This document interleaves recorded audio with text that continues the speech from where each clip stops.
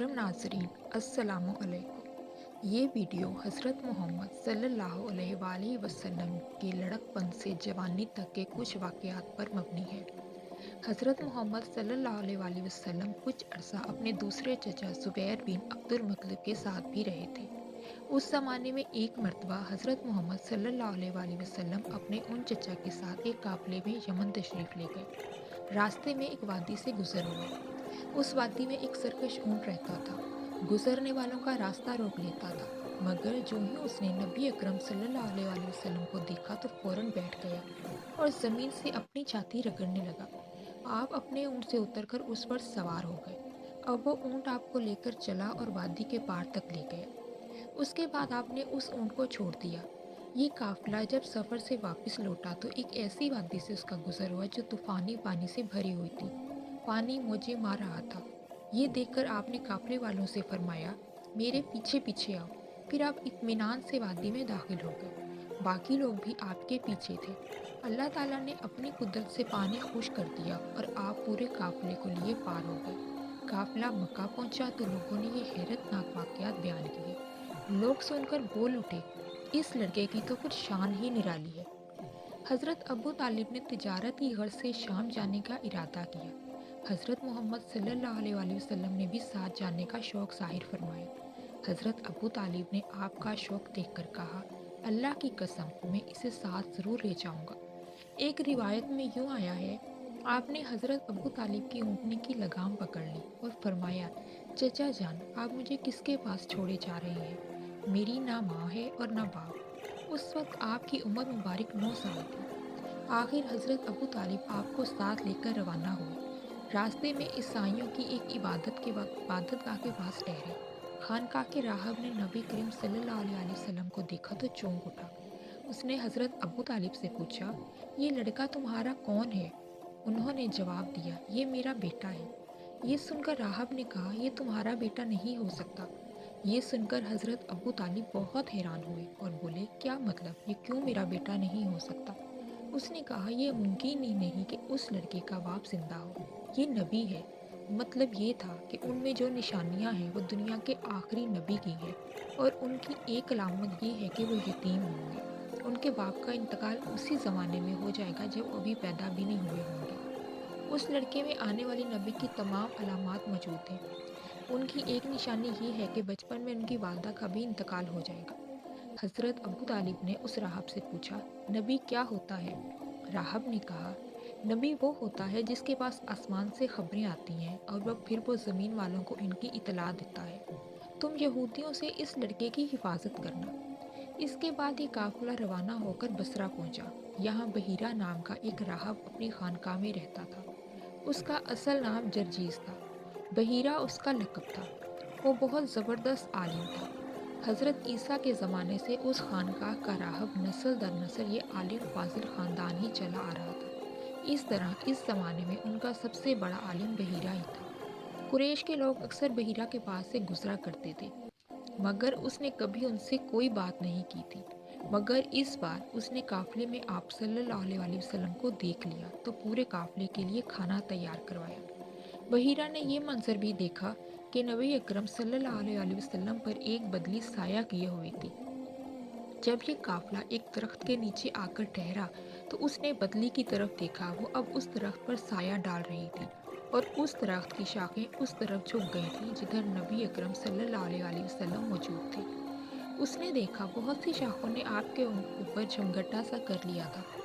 असल में हुआ ये था, जब हज़रत मोहम्मद सल्लल्लाहु अलैहि वसल्लम उस दरख्त के पास पहुंचे तो काफिले के लोग पहले ही सायादार जगह पर कब्जा कर चुके थे। अब आपके लिए कोई सायादार जगह नहीं बची थी। चुनाचे आप धूप में बैठे तो शाखों ने अपना रुख तब्दील कर लिया और आपके ऊपर जमा हो गए। इस तरह आप मुकम्मल तौर पर साए में हो गए। बहीरा ने यह मंजर साफ देखा था। आपकी ये निशानी देखकर उसने काफिले वालों को पैगाम भिजवाया, ए कुरैशियों, मैंने आप लोगों के लिए खाना तैयार करवाया है। मेरी ख्वाहिश है कि आप तमाम लोग खाना खाने आए, यानी बच्चे, बूढ़े और गुलाम सब आए। बहीरा का ये पैगाम सुनकर काफिले में से एक ने कहा, ए बहीरा, आज तो आप नया काम कर रहे हैं। हम तो अक्सर इस रास्ते से गुजरते हैं, आपने कभी दावत का इंतज़ाम नहीं किया, फिर आज क्या बात है? बहीरा ने इन्हें सिर्फ इतना जवाब दिया, आपने ठीक कहा, लेकिन बस आप लोग मेहमान हैं और मेहमान का इकराम करना बहुत अच्छी बात है।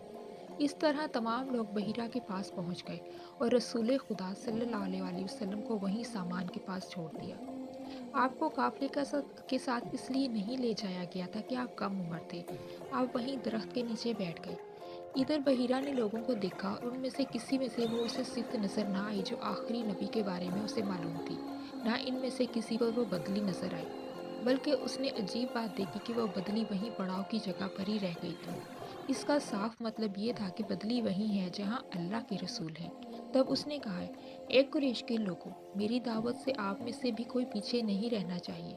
इस पर कुरैश ने कहा, ए बहीरा, जिन लोगों को आपकी इस दावत में लाना ज़रूरी था उनमें से तो कोई रहा नहीं। हाँ, एक लड़का रह गया है जो सबसे कम उम्र है। बहीरा बोला, तब फिर मेहरबानी फरमाकर इसे भी बुला लें। ये किस कदर बुरी बात है कि आप सब आएं और आप सब में से एक रह जाए, और मैंने उसे आप लोगों के साथ देखा था। तब एक शख्स गया और आपको साथ लेकर बहीरा की तरफ रवाना हुआ। उस वक्त वो बदली आपके साथ साथ चली और तमाम रास्ते उसने आप पर साया किए रखा। बहीरा ने यह मंजर साफ देखा, फिर अब वो आपको और ज्यादा गौर से देख रहा था। आपके जिस्म मुबारक में वो अलामात तलाश कर रहा था जो उनकी कुतब में दर्ज थी। जब लोग खाना खा चुके और इधर उधर हो गए, तब बहीरा आपके पास आया और बोला, मैं लात और उज़ा के नाम पर आपसे चंद बातें पूछना चाहता हूँ। जो मैं पूछूं आप मुझे बताएं। उसकी बात सुनकर आप सल्लल्लाहु अलैहि वसल्लम ने फरमाया, लात और उज़ा उनके बुतों के नाम थे कि बुतों के नाम पर मुझसे कुछ ना पूछो। अल्लाह की कसम, मुझे सबसे ज़्यादा नफरत इन्हीं से है। अब बहीरा बोला, अच्छा तो फिर अल्लाह के नाम पर बताएं जो मैं पूछना चाहता हूँ। तो आप सल्लल्लाहु अलैहि वसल्लम ने फरमाया, पूछो क्या पूछना है।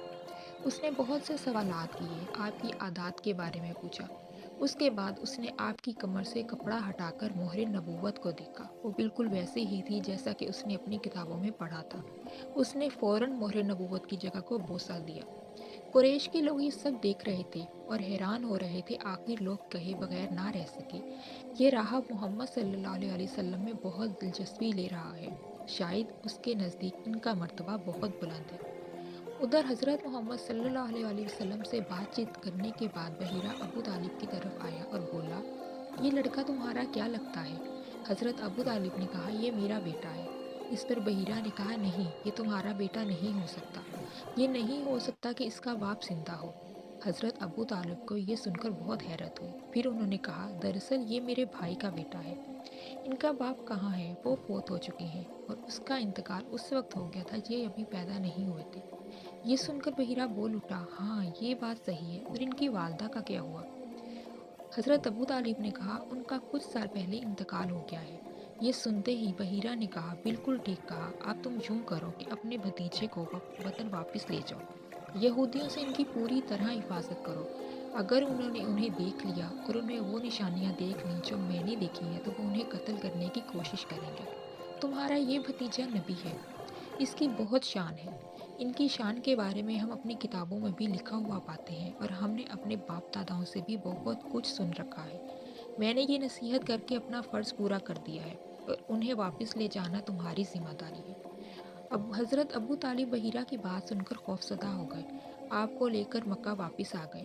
उस वाक़ये के वक्त आप सल्लल्लाहु अलैहि वसल्लम की उम्र मुबारक 9 साल थी। उस उम्र के लड़के आम तौर पर खेल कूद में ज़रूर हिस्सा लेते हैं। उन खेलों में ख़राब और गंदे खेल भी होते हैं। अल्लाह ताला ने आपको इस सिलसिले में बिल्कुल महफूज रखा। जाहिलियत के ज़माने में अरब जिन बुराइयों में जकड़े हुए थे, उन बुराइयों से भी अल्लाह ताला ने आप सल्लल्लाहु अलैहि वसल्लम की हिफाजत फरमाई। कुरैश के एक बुत का नाम बवाना था। कुरैश हर साल उसके पास हाजिरी दिया करते थे, उसकी बेहद इज्जत करते थे। उसके पास कुर्बानी का जानवर ज़िबा करते, सर मुंडाते, सारा दिन उसके पास इत्तकाफ़ करते। हज़रत अबू तालिब भी अपनी कौम के साथ उस बुत के पास हाजिरी देते। उस मौका को कुरैश ईद की तरह मनाते थे। हज़रत अबू तालिब ने हज़रत मोहम्मद सल्लल्लाहु अलैहि वसल्लम से कहा, भतीजे आप भी हमारे साथ ईद में शरीक हों। आपने इनकार फरमा दिया। अबू तालिब हर साल आपको शरीक होने के लिए कहते, लेकिन आप हर बार इनकार ही करते रहे। आखिर एक बार हज़रत अबू तालिब को गुस्सा आ गया। आप सल्लल्लाहु अलैहि वसल्लम की फूफियों को भी आप पर बहुत गुस्सा आया। वो आपसे बोली, तुम हमारे माबूदों से इस तरह बचते हो और परहेज करते हो, हमें डर है कि तुम्हें कोई नुकसान ना पहुंचे। انہوں نے یہ بھی کہا کہ محمد آخر تم ہماری عید میں کیوں شریک نہیں ہوتے؟ ان کی باتوں سے تو تنگ آ کر آپ صلی اللہ علیہ وسلم ان کے پاس سے اٹھ کر کہیں دور چلے گئے۔ اس بارے میں آپ صلی اللہ علیہ وسلم فرماتے ہیں، میں جب بھی بوانا یا کسی اور بت کے نزدیک ہوا، میرے سامنے ایک سفید رنگ کا بہت قد آور آدمی ظاہر ہوا۔ اس نے ہر بار مجھ سے یہی کہا، محمد پیچھے ہٹو، اس کو چھونا نہیں۔ خانہ کعبہ میں تانبے کے دو بت تھے، ان کے نام اصاف اور نائلہ تھے۔ طواف کرتے وقت مشرک برکت حاصل کرنے کے لیے ان کو چھوا کرتے تھے۔ حضرت محمد صلی اللہ علیہ وسلم نے کبھی بھی کسی بت کو نہیں چھوا، یہاں تک کہ اللہ نے آپ صلی اللہ علیہ وسلم کو نبوت عطا فرما دی اور آپ پر وحی نازل ہونے لگی۔ اس طرح اللہ تعالیٰ نے حرام چیزوں سے بھی آپ کی حفاظت فرمائی۔ مشرک بتوں کے نام پر جانور قربان کرتے تھے، پھر یہ گوشت تقسیم کر دیا جاتا تھا یا پکا کر کھلا دیا جاتا تھا، لیکن آپ صلی اللہ علیہ وسلم نے کبھی بھی ایسا گوشت نہ کھایا۔ خود آپ صلی اللہ علیہ وسلم نے ایک بار ارشاد فرمایا، میں نے کبھی کوئی ایسی چیز نہیں چکھی جو بتوں کے نام پر ذبح کی گئی ہو، یہاں تک کہ اللہ تعالیٰ نے مجھے نبوت عطا کر دی۔ اس طرح آپ سے پوچھا گیا کہ آپ نے بچپن میں کبھی بت پرستی کی؟ آپ صلی اللہ علیہ وسلم نے ارشاد فرمایا نہیں۔ پھر آپ سے پوچھا گیا آپ نے کبھی شراب پی؟ جواب میں ارشاد فرمایا نہیں، حالانکہ اس وقت مجھے معلوم نہیں تھا کہ کتاب اللہ کیا ہے اور ایمان کی تفصیل کیا ہے۔ بچپن میں آپ نے بکریاں بھی چرائیں۔ آپ مکہ کے لوگوں کی بکریاں چرایا کرتے تھے، معاوضے کے طور پر آپ کو ایک سکہ دیا جاتا تھا۔ آپ صلی اللہ علیہ وسلم فرماتے ہیں، اللہ تعالیٰ نے جتنے نبی بھیجے ان سب نے بکریاں چرانے کا کام کیا۔ میں مکہ والوں کی بکریاں ایک سکہ کے بدلے چرایا کرتا تھا۔ مکہ والوں کی بکریوں کے ساتھ آپ اپنے گھر والوں اور رشتہ داروں کی بکریاں بھی چرایا کرتے تھے۔ پیغمبروں نے بکریاں کیوں چرائیں؟ اس کی وضاحت یوں بیان کی جاتی ہے، اس کام میں اللہ تعالیٰ کی زبردست حکمت ہے۔ بکری کمزور جانور ہے، لہٰذا جو شخص بکریاں چراتا ہے اس میں قدرتی طور پر نرمی، محبت اور انکساری کا جذبہ پیدا ہو جاتا ہے۔ اس کی طبیعت میں سے گرمی اور سختی نکل چکی ہوتی ہے اور مخلوق کی تربیت کے لیے وہ بہت نرم مزاج ہو چکا ہوتا ہے، اور تبلیغ کے کام میں نرم مزاجی کی بہت ضرورت ہوتی ہے۔ دور جاہلیت میں عربوں میں چھوٹی چھوٹی باتوں پر بڑی جنگیں شروع ہو جاتی تھیں۔ عربوں میں ایک شخص بدر بن معشر غفاری تھا۔ یہ اکاس کے میلے میں بیٹھا کرتا تھا، لوگوں کے سامنے اپنی بہادری کے قصے سنایا کرتا تھا، اپنی بڑائیاں بیان کرتا تھا۔ ایک دن اس نے پیر پھیلا کر اور گردن اکڑا کر کہا، میں عربوں میں سے سب سے زیادہ عزت دار ہوں، اور اگر کوئی خیال کرتا ہے کہ وہ زیادہ عزت والا ہے تو تلوار کے زور پر یہ بات ثابت کر کے دکھائے۔ اس کے یہ بڑے بول سن کر ایک شخص کو غصہ آ گیا۔ وہ اچانک اس پر جھپٹا اور اس کے گھٹنے پر تلوار دے ماری، جس کی وجہ سے اس کا گھٹنا زخمی ہو گیا۔ اس پر دونوں کے قبیلے آپس میں لڑ پڑے، ان میں جنگ شروع ہو گئی۔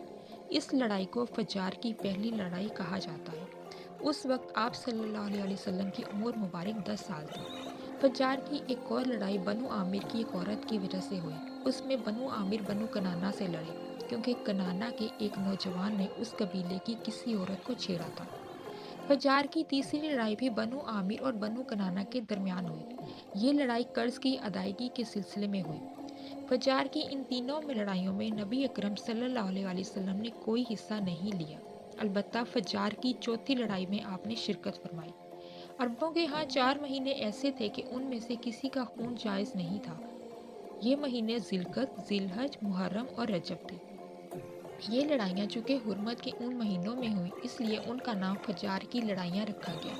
فجار کا معنی ہے گناہ، یعنی یہ لڑائیاں ان کا گناہ تھیں۔ چوتھی لڑائی جس میں حضرت محمد صلی اللہ علیہ وسلم نے بھی حصہ لیا، اس کا نام فجار براز ہے۔